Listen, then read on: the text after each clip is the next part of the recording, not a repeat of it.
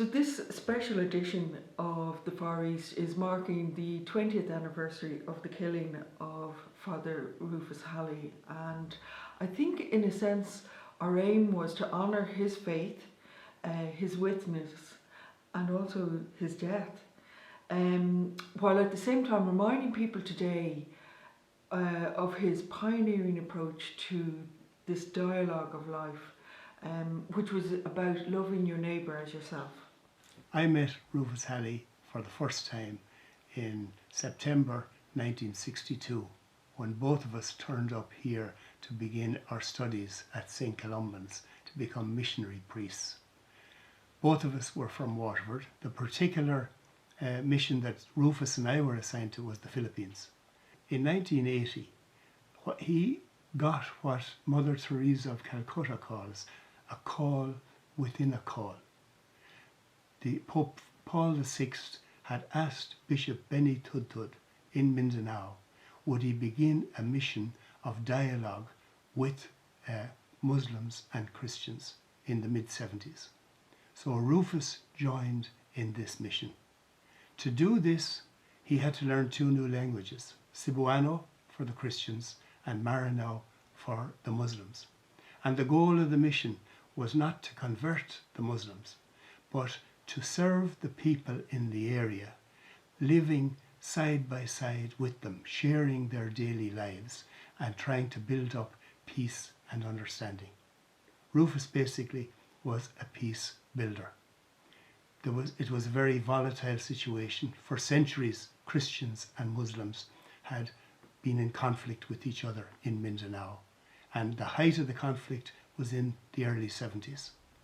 So then in 1997, when Des Hartford, the friend of Rufus, another Columban from Dublin, he was kidnapped in Mindanao, and he was being held by rebels who were using him as a pawn in their dealing with the government.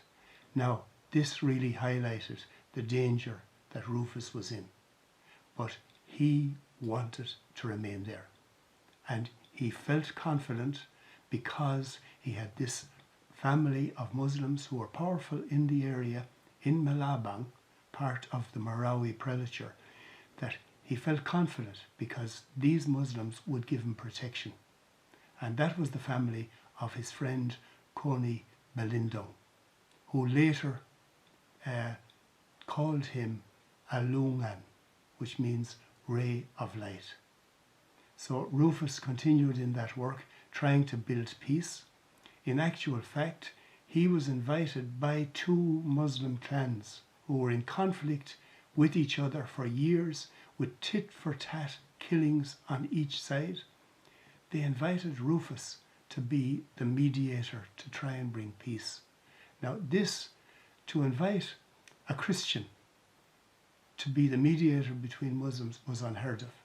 To invite a priest who was a Christian to be this mediator, totally impossible. To invite a foreigner who was a priest to be the mediator was unthinkable. But they trusted him, and it was a success in the end. They gathered together and shared in a celebratory meal and signed a pact with each other. Then on the 28th of August, we're coming now up to his 20th anniversary this year, 2001. On the 28th of August, Rufus was gunned down near Malabang Parish, and in what seemed to be a failed kidnap attempt, and his blood just spilled out there on the soil. At his funeral in Cagayan de Oro, or initially there was a vigil for him in Malabang itself, and the Christians held this vigil. Muslims were present. The next day the Muslims asked, could they borrow the body of Rufus? They wanted to hold their own vigil. They carried the body through the streets of Malabang. They held a canopy over the coffin. Now that is reserved only for sultans. And they recited the Quran throughout the night. And then when he was being brought from Malabang to be buried in Cagayan de Oro, the Muslims and Christians lined the sides of the street of Malabang, weeping for their friend, and basically that in his death both communities had become one. They were grieving for the one they loved. At his funeral, the bishop put it this way. He said, for the last 25 years, we've been trying with this dialogue of life to break down prejudices and to build up peace among these two communities with very little fruit, visible fruit. But, he said, now with the blood of Rufus watering this seed, we are already seeing the fruit. The two communities have become one. At that funeral, 5 of the brothers, accompanied by me, left Ireland, going to Mindanao. When we arrived on the scene, we were all filled with emotion, and especially his own brothers. And here they saw outside thousands of people, inside and outside this big church in Cagayan de Oro, Muslims and Christians. And the song that was being piped over the loudspeaker was that song, It's Time to Say Goodbye, sung by Andrea Bocelli and Sarah Brightman. And this particular record, Rufus had brought back only a few months, 6 weeks before, from Ireland. And according to his assistant, a young Filipino priest, he used to listen to this often. It was as if he had a premonition that his life was in danger. Time to say goodbye. At the funeral, Coney described him as a lungan, a ray of light. And in his death, he was a ray of light. And Jerry, his brother, at the funeral, thanked the people for, I'm getting emotional now, for the support and the love that they had shown to Rufus.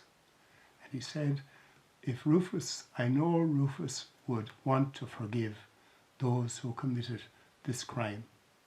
And we too, as a family, also forgive, while allowing the justice process to continue. I still think an awful lot about him, even today. Just when his name is called out, my eyes well up thinking of him, because he really was a great brother. But it was only after his death that we really started to learn so much about what he did, what he was about, because he didn't bother telling us. In our family, all we were interested in was sport and who was the best at what. What was Rufus doing? No one had any much interest until such time as we went out to the Philippines after his death, and we hear all about this brother that we didn't know. Whenever he went into a room, he'd always bring a smile to the room's face, really. He was always a bundle of joy. When he used to come back maybe once every 3 years, he used to tell us stories about Philippines, but we never really knew to the extent. But what really kind of got me was when, I think it was Dad or Mom or someone, they kind of got word back that he was living in a parish, and the parish wanted to give him a bed, a cooker, the works, so he really felt comfortable. But Rufus didn't want that, and he just gave everything back to the poor, and all he had was a mattress on the floor and just kind of photos of the family on the wall. So that just kind of shows what sort of person he was. He didn't really want to have he just did it to make people, to give his